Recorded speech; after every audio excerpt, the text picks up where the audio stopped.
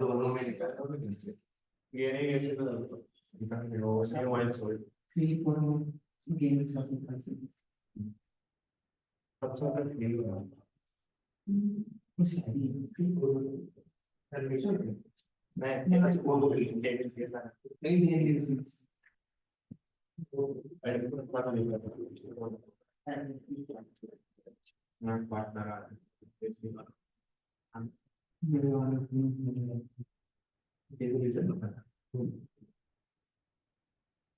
Comment करो।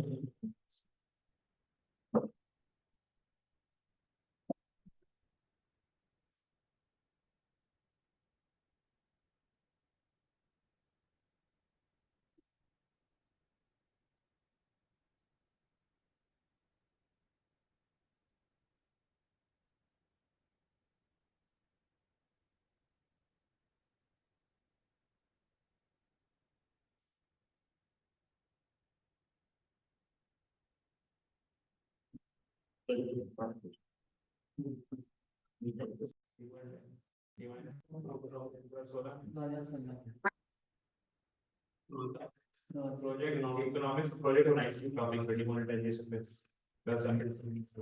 कर लिया, कल सबमिट कर जाओ।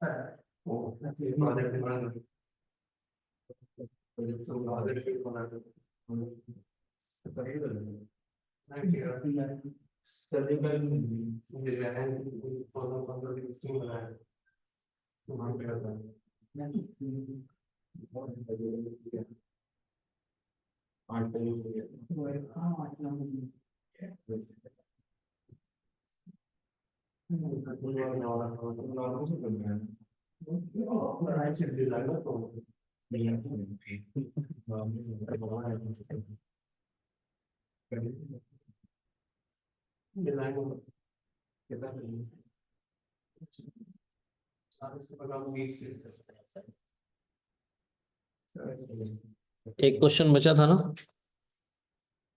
रेशियो का एक क्वेश्चन बचा था, वो बता के आगे बढ़ना था। कितना नंबर बोला था, हम बताएंगे।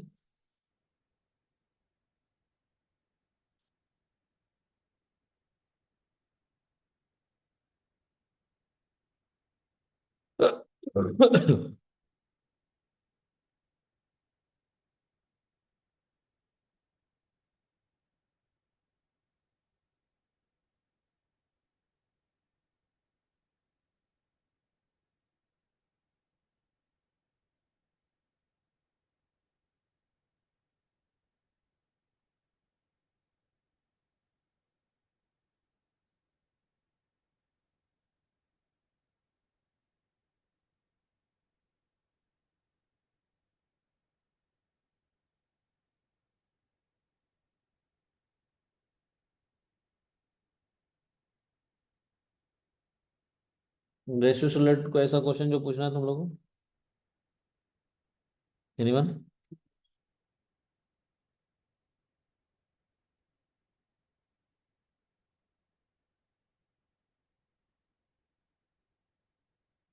चलो, ट्रीटमेंट ऑफ रिजर्व सरप्लस बताते हैं।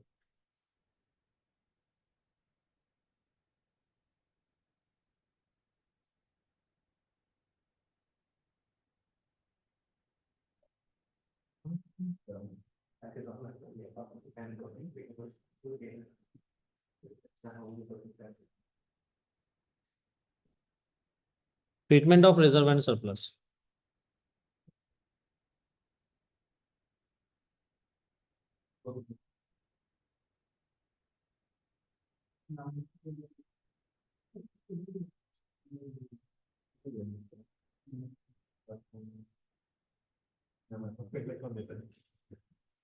Treatment of reserves and surplus.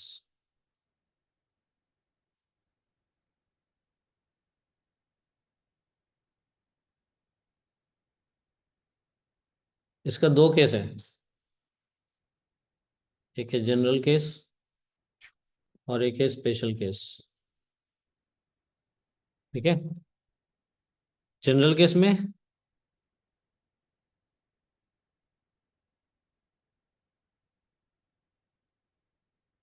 Reserves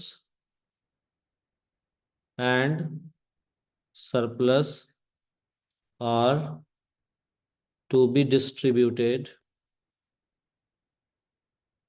in old ratio. Entry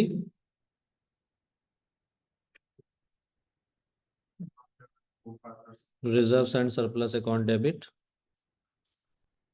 to partners capital.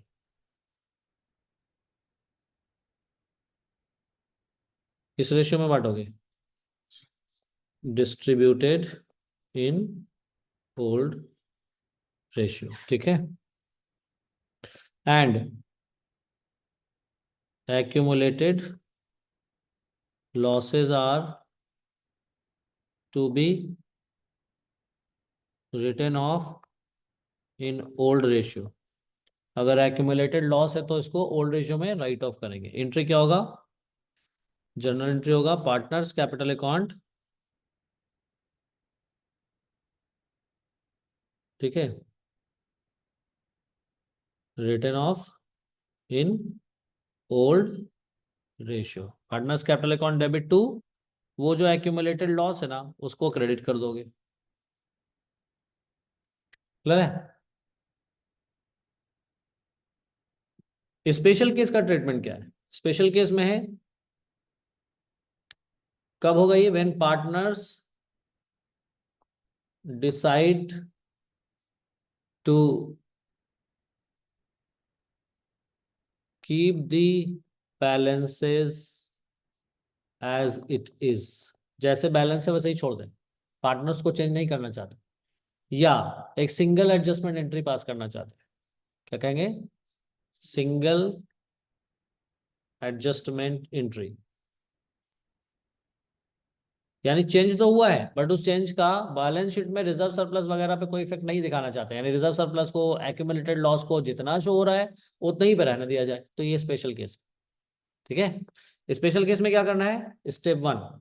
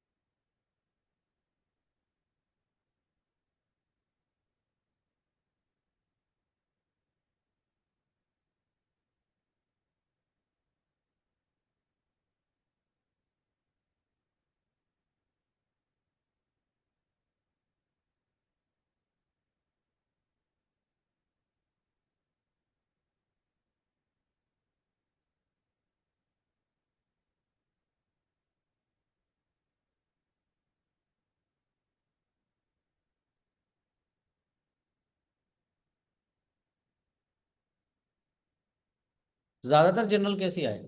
Reserve surplus है ओल्ड रेशियो में बांट दो।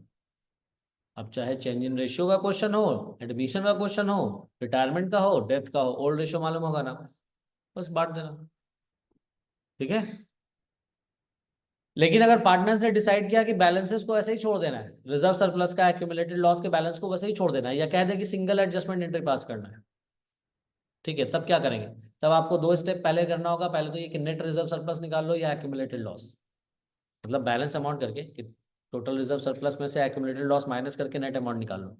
पॉजिटिव है तो net surplus, net reserve surplus आया, नेगेटिव है तो नेट एक्यूमुलेटेड लॉस आया। ठीक है, और दूसरा गेनिंग सैक्रिफाइसिंग रेशियो निकाल लो। ठीक है, और स्टेप 3 में एंट्री पास कर लो। स्टेप 3 में एंट्री क्या होगा? For net reserve surplus entry होगा गेनिंग पार्टनर्स, क्या होगा entry? Gaining partners to sacrificing partners, gaining partners capital account debit to sacrificing partners capital account. और फॉर नेट एक्यूमुलेटेड लॉस क्या होना चाहिए बोलो? नेट एक्यूमुलेटेड लॉस के लिए क्या होना चाहिए? उल्टा, यानी सैक्रिफाइसिंग, जो पार्टनर सैक्रिफाइस करा ना, उसको क्या करोगे? Debit to gaining partners. ये रूल है, पहले नोट करो।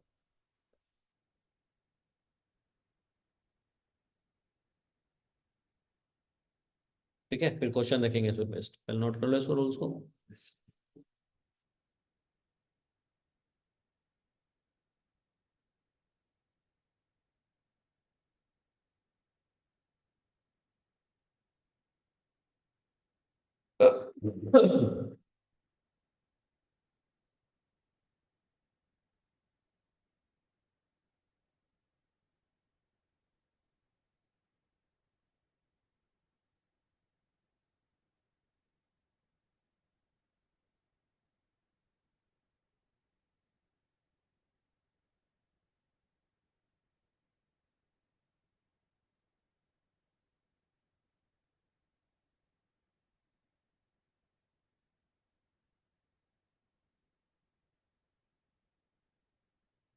हेलो। आ आ रहे।